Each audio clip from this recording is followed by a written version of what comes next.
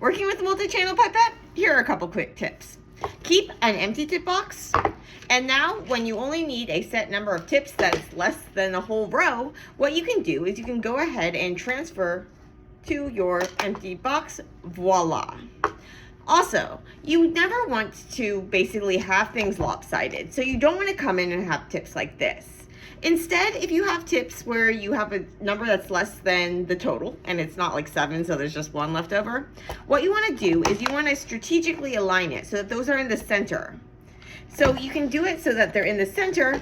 Voila, you pull up and your tips are in the center. This is going to help keep things even. Still though, you always need to be careful that when you're picking up the tips, you have an even balance, like you're pushing evenly on all of the tips and coming up. And even then, you're still going to need to check that when you go into the liquid, the levels are coming all up to the same line with all of them. That's really important.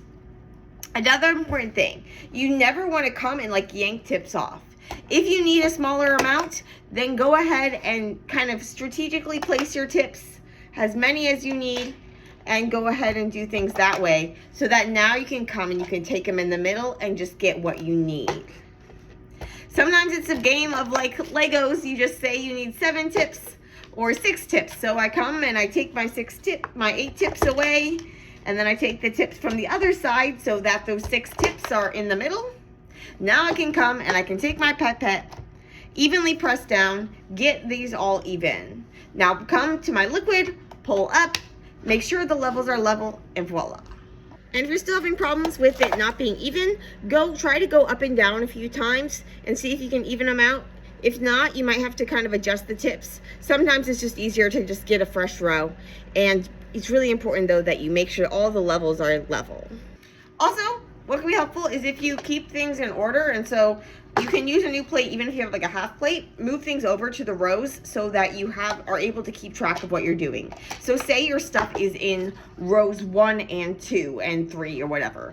So I would go and say I needed a full row. I would make it so I have a full row in 1 and 2 and 3. So that when I go, I can keep track of what I measure. Yeah, and try not to spill them like this.